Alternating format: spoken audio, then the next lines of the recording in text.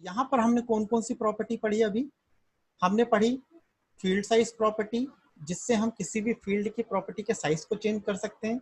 Allow zero value length, required और caption और index, ये प्रॉपर्टी हमने पढ़ी। रिक्वायरमेंट के हिसाब से हम इसका यूज कर सकते हैं। तो इतनी प्रॉपर्टी हमने पढ़ी। इसके बाद अगली जो प्रॉपर्टी होती है वो होती है वैलिडेशन रूल, वैलिडेशन टैक्स और डिफॉल्ट वैल्यू। ये तीनों एक साथ देखते हैं। तो पहले इसकी डेफिनेशन रहने देते हैं, पहले इसको प्रैक्टिकल वाइज करके देखते हैं। वैलिडेशन का मतलब क्या होता है कि यदि मुझे किसी फील्ड पे कंडीशन अप्लाई करनी है तो मैं क्या लगाऊंगा, उसके ऊपर एक नियम लगा दूंगा। मतलब उसके मुझे जो भी रिस्ट्रिक्शंस है उसको लिमिट करना है। तो यदि मुझे किसी भी फील्ड के ऊपर कंडीशन अप्लाई करनी है या कोई रूल अप्लाई करना है या उसके लिमिट को सेट करना है कि जब हम डेटा एंटर करें टेबल के अंदर तो फील्ड में उसी तरह का डेटा जाए, उसके अलावा कोई दूसरा डेटा इंसर्ट ना हो पाए, तो उसके लिए हमें जो प्रॉपर्टी यूज करनी पड़ती है वो है वैलिडेशन रूल। और अगर वो रूल को फॉलो नहीं करता तो एक एरर मैसेज के रूप में जो टैक्स आएगा उसे कहेंगे हम वैलिडेशन टैक्स। चलो इसे करके देखते हैं। जैसे मैंने यहाँ पे दिया है एज जो है वो 10 से 60 के बीच में ही होनी चाहिए एम्प्लॉय की। मतलब एक मुझे एज नाम की कोई फील्ड बनानी है, एम्प्लॉय एज नाम की, और मुझे उसमें ये कंडीशन देनी है कि एम्प्लॉय की जो एज है वो 10 से लेके 60 साल के अंदर ही हो। अगर कोई व्यक्ति 9, 7, 6 मतलब 10 से कम अगर एज लेगा तो वो इंसर्ट नहीं करेगा, और अगर 60 से ऊपर लेगा तो वो इंसर्ट नहीं करेगा। तो इस कंडीशन को कैसे अप्लाई करते हैं? तो सबसे पहले देखिए एक एज बना लेते हैं। यहाँ पे एज बनानी है तो मैं एक काम करता हूँ, सिटी के ऊपर या सिटी के नीचे एक एज बना लेता हूँ। राइट क्लिक किया, इंसर्ट रो पे गया और यहाँ पर मैंने एक फील्ड बना ली ई एज, और ई एज को मैंने सेट कर दिया नंबर। ये एक नंबर है जिसमें कैलकुलेशन नहीं करना तो इससे शॉर्ट टेक्स्ट भी बना सकते थे, पर मैंने इसे नंबर बना लिया, कोई दिक्कत नहीं आती इससे। तो यहाँ पर मैंने इस एज को मैंने क्या बना दिया, नंबर। अब यहाँ पे देखिए एक प्रॉपर्टी है वैलिडेशन रूल, यहाँ पे मुझे रूल देना पड़ेगा। तो मैंने क्या बोला, एज क्या होनी चाहिए, ग्रेटर देन इक्वल टू 20, 20 से बड़ा, and less than equal to 60। Condition क्या होगी कि जो एज है वो, यहाँ पे देख लीजिए कंडीशन क्या होगी, जो एज है वो 20 से ज्यादा होनी चाहिए एंड 60 से कम होनी चाहिए। तो कंडीशन कैसे लिखते हैं, इस तरह से लिखते हैं कि age is greater than 20 and equal to 20 and less than 60। And का काम क्या होता है, दोनों कंडीशन ट्रू होनी चाहिए, ये वाली भी और ये वाली भी, है ना। ऐसा नहीं कि ये ट्रू है तो चल जाएगा, नहीं, ये भी ट्रू होना चाहिए। तो ये बिटवीन के लिए यूज होता है कि यहाँ पर जो एज है वो 20 से 60 के बीच में होनी चाहिए। तो यहाँ पर मैंने यही लिखा हुआ है कि जो एज है वो 20 से 60 के बीच में होनी चाहिए। अब यहाँ पे वैलिडेशन टैक्स है, अगर कोई भी व्यक्ति 20 से 60 के बीच में एज नहीं डालता, कुछ गलती करता है, तो एक एरर मैसेज होगा, age is not in between 20 to 60। Age जो है वो 20 से या 20 से 60 के बीच में नहीं है, एक एरर मैसेज आएगा। चलो इसे करके देखते हैं। डेटा शीट व्यू पे गए तो देखिए यहाँ पर एक ई एज नाम की फील्ड आ गई। चलिए यहाँ पे करके देखते हैं। मैंने एज डाली 12, एंटर किया, देखो क्या बोल रहा है, age is not in between 20 to 60। क्यों, मैंने कंडीशन क्या दी है कि एज हमेशा 20 से 60 के बीच में होनी चाहिए। ओके, तो अब अगर मैं यहाँ पे 20 करता हूँ तो देखिए एक्सेप्ट कर लेगा, कोई एरर मैसेज आया, नहीं आया। अगर मैं 60 के ऊपर देता हूँ, जैसे मैंने लिया 65 और मैं एंटर करता हूँ या टैप करके आगे जाता हूँ, तो क्या बोल रहा है, एज जो आप डाल रहे हैं वो गलत डाल रहे हैं, वो 20 से 60 के बीच में होनी चाहिए। तो किसी भी फील्ड के ऊपर अगर आपको कोई कंडीशन अप्लाई करनी है तो आप उसके लिए कौन सा प्रॉपर्टी यूज कर सकते हैं, वैलिडेशन रूल। और अगर आप वैलिडेशन रूल फॉलो नहीं करते तो जो एरर मैसेज आएगा उसे सेट करने के लिए आप कौन सी प्रॉपर्टी यूज कर सकते हैं, वैलिडेशन टैक्स। डन। एक और एग्जांपल देख लेते हैं इसी का। अब मेरी दूसरी कंडीशन क्या है, salary must be in between 20,000 to 50,000। Salary जो है वो 20,000 से 50,000 के बीच में ही देना है, उससे ज्यादा या उससे कम नहीं देना। तो कैसे लगाएंगे, जैसे मैंने यहाँ पे लगाया था इसको, तो क्या कर दूंगा, greater than equal to 20,000 and less than equal to 60,000, sorry 50,000, like this. Same यही कंडीशन में किस पे लगा दूंगा, सैलरी वाली फील्ड पर। बट इसका एक और तरीका है, तो वो क्या तरीका है वो भी दिखा देता हूँ। अगर आप सैलरी फील्ड पे जाएं, जैसे ये ई सैलरी है, इस पे क्लिक किया, देखिए इसका वैलिडेशन रूल चालू हो गया। वैलिडेशन रूल पे मैं क्या करता हूँ, कंडीशन डाल देता हूँ, जो मैंने वहां लिखी थी वो भी डाल सकते हैं, बट एक मैं दूसरा तरीका बताता हूँ, बिटवीन, ऐसा भी लिख सकते हैं, बिटवीन 20,000 एंड 50,000, ऐसा भी आप लिख सकते हो, है ना। जो ऊपर वाला एज वाला है उसमें भी ऐसा कर सकते हो बिटवीन के लिए। तो बिटवीन 20,000 एंड 50,000 ऐसा आप लिखोगे तो क्या हो जाएगा, वो जो सैलरी है वो, इसका मीनिंग क्या है कि जो सैलरी है वो 20,000 से 50,000 के बीच में होनी चाहिए। मतलब आप इसी चीज को किस तरह से लिख सकते हो, इस तरह से भी लिख सकते हो। डन। तो ये आपको ध्यान रखना है।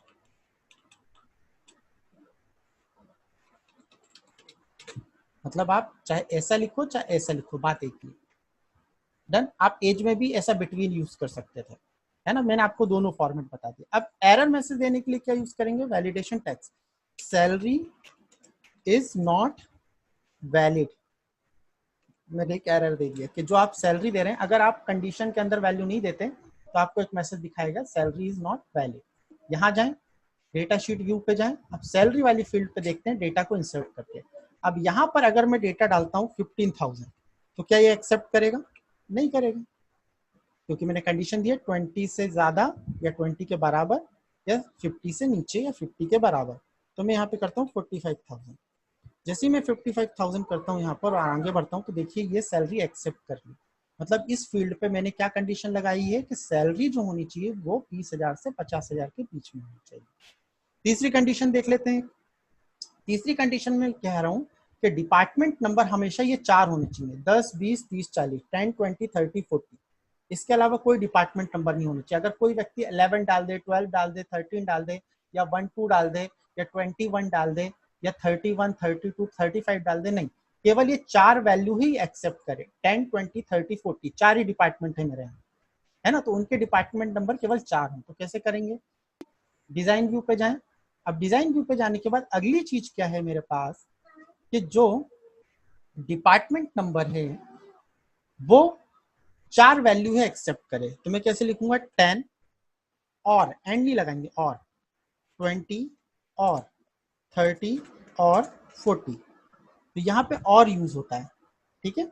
और का मतलब क्या है, या तो 10, या तो 20, या तो 30, या तो 40, ये 4 वैल्यू ही एक्सेप्ट करेगा, ठीक है। अगर ये कंडीशन गलत होती तो एरर क्या आ जाएगा, एरर नॉट वैलिड कंडीशन, इस तरह से एक मैसेज आ जाएगा। इसको मैं यस कर देता हूँ। अब चलिए करके देखते हैं। डिजाइन व्यू पे गए, डिजाइन व्यू पे जाने के बाद मैं डिपार्टमेंट नंबर पे जाता हूँ। डिपार्टमेंट नंबर पे अगर मैं यहाँ पे इंसर्ट करता हूँ 20, तो ये एक्सेप्ट कर लेगा। बट अगर मैं करता हूँ 11, तो ये एक्सेप्ट नहीं करेगा। क्यों, क्योंकि मैंने 4 ही वैल्यू एक्सेप्ट करके रखी है, 10, 20, 30, 40। ये 4 वैल्यू के अलावा ये फील्ड कोई दूसरी वैल्यू एक्सेप्ट नहीं करेगी। तो इस तरीके से मैं क्या कर सकता हूँ, किसी भी टेबल के अंदर फील्ड में डेटा को इंसर्ट कर सकता हूँ। तो ये तो हो गए हमारे कुछ कंडीशंस। इसके अलावा एक आध कंडीशन और देख लेते हैं। जैसे ये डिपार्टमेंट तक तो मैंने कर दिया। अब एक कंडीशन और देख लेते हैं कि स्टेट जो है वो एम से स्टार्ट होना चाहिए और यू से स्टार्ट होना चाहिए, है ना।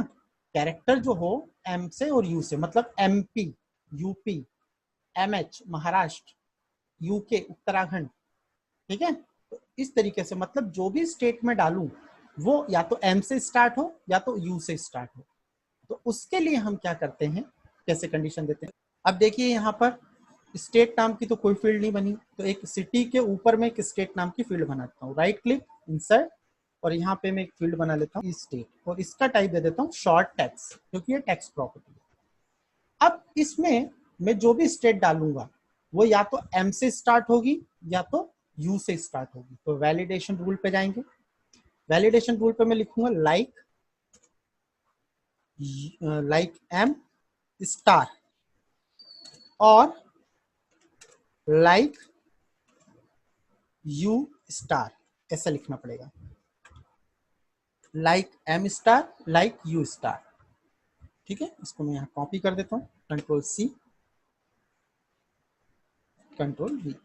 तो इस तरीके से मुझे कंडीशन लिखनी पड़ेगी, लाइक एम स्टार और लाइक यू स्टार। स्टार का मतलब होता है यू के आगे चाहे कुछ भी हो, और स्टार का यहाँ पे भी मीनिंग क्या है, एम के आगे चाहे कुछ भी लिखा हो, चाहे वो कितने भी वर्ड हो, है ना। पर जो पहला वर्ड क्या होना चाहिए, वो क्या होना चाहिए, एम, और दूसरा वर्ड क्या होना चाहिए, यू। डन। तो ये ध्यान रखना है आपको। जब ये हो, अब इसको एक एरर मैसेज दे देते हैं। तो अगर ये कंडीशन फॉलो नहीं करते तो आ जाए state name start with M और यू कैरेक्टर ओनली, ये एक मैसेज आ जाए,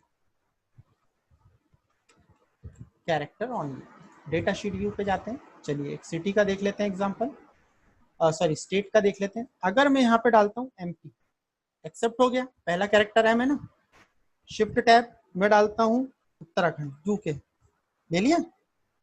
पर अगर मैं डालूं जैसे मैंने डाला दिल्ली, DH, तो ये एक्सेप्ट हुआ क्या, नहीं हुआ। क्यों, पहला वर्ड हमेशा एम होना चाहिए, ये यू होना चाहिए।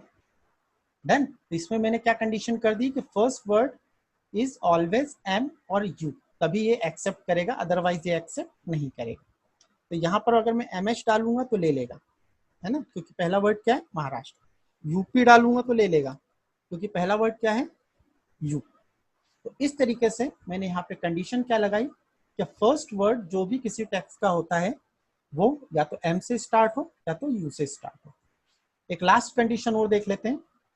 जैसे मेरे को एक जेंडर फील्ड बनाई और मैं उसमें ये सेट करना चाहता हूँ कि जब भी वो जेंडर डाले या तो एम डाले या तो एफ, वो मेल और फीमेल ना लिख पाए, उसकी जगह पर वो क्या लिखें, एम और एफ, तभी एक्सेप्ट हो, अदरवाइज वो एक्सेप्ट ना हो। तो कैसे करूंगा मैं, बताओ, है ना। तो देखते हैं, यहाँ पर मैं जेंडर ले लेता हूँ, एक जेंडर में मान के चलिए इस पोजीशन पे ले लेता हूँ, राइट क्लिक, इंसर्ट रो, और यहाँ पे मैं ले लेता हूँ जेंडर। यहाँ पर मैं इसको ले लेता हूँ शॉर्ट टेक्स्ट, क्योंकि ये टेक्स्ट वैल्यू है। डन। अब इसमें मैं कंडीशन क्या लगाता हूँ, एम और एफ, केवल इतना लिखना है आपको, एम और एफ, एम और एफ के वैल्यू जो है वो या तो एम होगी या तो एफ, है ना। वैल्यू ऑलवेज इज एम और एफ, इन दोनों के अलावा कोई तीसरी वैल्यू नहीं लेगा, ये या तो एम लेगा या तो एफ लेगा। करके देखें, डेटा शीट व्यू पे गए, यहाँ पे मैंने एक जेंडर बनाया, अगर मैं इसमें लेता हूँ मेल, क्या ये एक्सेप्ट करेगा, नहीं। क्या बोल रहा है, या तो एम डालो या तो एफ डालो, एक ही कैरेक्टर डाल सकते हो। तो मैंने क्या कर दिया, एम, एक्सेप्ट। अगर मैं एफ करूंगा तो एक्सेप्ट, एम करूंगा तो एक्सेप्ट। बट अगर मैं फीमेल लिखना चाहूँ एक कैरेक्टर से ज्यादा, तो ये एक्सेप्ट नहीं करेगा। ये बोल रहा है केवल एक ही कैरेक्टर इंसर्ट कर सकते हो, एम या तो एफ। डन। तो यहां पर ये काम किससे होता है, इस वैलिडेशन से। तो वैलिडेशन रूल और वैलिडेशन टैक्स का मतलब क्या होता है कि हम इसके थ्रू किसी भी तरह की कंडीशन लगा सकते हैं अपनी टेबल के अंदर, ठीक है। और उस एरर को, अगर वो कंडीशन फॉलो नहीं करता, उस एरर को दिखाने के लिए क्या यूज कर सकते हैं, टैक्स। देन तो यहां पर ये जो था, ये हमारी प्रॉपर्टी थी वैलिडेशन रूल और वैलिडेशन टैक्स। अब बात आती है डिफॉल्ट वैल्यू क्या होता है, छोटी सी प्रॉपर्टी, आज के लिए इतना ही। डिफॉल्ट वैल्यू क्या होता है, मैं चाहता हूं कि जैसे ही मैं यहां पे जाऊं और मैं चाहता हूं कि जो एज है वो हमेशा 20 उठाए, मैं चेंज करके उसको चेंज कर सकता हूं, पर बाय डिफॉल्ट क्या उठाए, 20। तो मैं यहाँ पे जाऊंगा और इसकी एक डिफॉल्ट प्रॉपर्टी है, कौन से में, एज के लिए करना है। एज को सेलेक्ट किया, डिफॉल्ट वैल्यू पे गए और मैंने इसको कर दिया 20। तो जब भी मैं डेटा इंसर्ट करने जाऊंगा तो हमेशा मुझे एज में क्या दिखेगा, 20। मैं इसको चेंज करके कुछ भी कर सकता हूँ, बट बाय डिफॉल्ट क्या दिखाई देगा, 20। डन। उसी तरह से मान के चलिए मैं चाहता हूं कि सैलरी वाली फील्ड में हमेशा क्या दिखाई दे, 25,000, है ना। मैं चाहे इंसर्ट करूं वैल्यू या ना करूं, बाय डिफॉल्ट क्या है, 25,000। तो यहां पर मैं क्या कर सकता हूं, इसको, इसके सैलरी पे जाऊंगा और इसको कर दूंगा 25,000, डिफॉल्ट वैल्यू मैंने कर दी 25,000। अगर मैं वैल्यू ना दूं तो ऑटोमेटिकली क्या उठाए, 25,000। उसी तरह से मैंने अगला क्या कर दिया, अगर मैं डिपार्टमेंट नंबर ना उठाऊं तो डिफॉल्ट वैल्यू क्या ले 30, तो डिपार्टमेंट नंबर पे जाएं और यहाँ पे डिफॉल्ट वैल्यू को क्या सेट कर दें 30। इसके अलावा अगली कंडीशन क्या है कि जो डिफॉल्ट वैल्यू होगी वो एमपी होगी, मतलब हमेशा एमपी लेगा। तो स्टेट पे जाते हैं, स्टेट पर डिफॉल्ट वैल्यू हमेशा क्या लेगा एमपी। आप चेंज करके उसे यूपी कर सकते हैं पर बाय डिफॉल्ट क्या लेगा एमपी। इसके बाद अगला कंडीशन क्या है, जो जेंडर है वो हमेशा क्या उठाएगा मेल, बाद में आप उसे फीमेल कर सकते हैं। डिजाइन में गए, जेंडर पे गए और यहाँ पे डिफॉल्ट वैल्यू क्या कर दिया एम, मतलब बाय डिफॉल्ट एम लेगा, आप उसे चेंज करके बाद में एफ कर सकते हैं। चलिए एक बार मैं इंसर्ट करके दिखा देता हूँ। तो यहाँ पे मैं कोई एक नया रिकॉर्ड इंसर्ट करता हूँ, तो देखिए बाय डिफॉल्ट क्या ले रहा है एमपी, एज हमेशा क्या ले रहा है 20, जेंडर हमेशा क्या ले रहा है एम, सैलरी हमेशा क्या ले रहा है 25,000, डिपार्टमेंट नंबर बाय डिफॉल्ट क्या ले रहा है 30। मतलब ये डेटा ऑटोमेटिक फिल होके आ रहा है, हमें इसे भरने की जरूरत नहीं है। बट चाहूं तो मैं एमपी की जगह यूपी कर सकता हूँ, बट मुझे इसमें डेटा डालने की जरूरत नहीं है। अगर मैं नहीं डालूंगा तो ऑटोमेटिकली ये चीजें सेट हो जाएंगी। तो it is called default value, है ना। तो डिफॉल्ट वैल्यू भी हम इसकी सेट कर सकते हैं किस प्रॉपर्टी के द्वारा, डिफॉल्ट वैल्यू। तो डिफॉल्ट वैल्यू प्रॉपर्टी के द्वारा हम फील्ड में डाले गए डेटा की एक ऑटोमेशन एंटर्ड वैल्यू को क्या कर सकते हैं इंसर्ट करवा सकते हैं या दे सकते हैं। डन।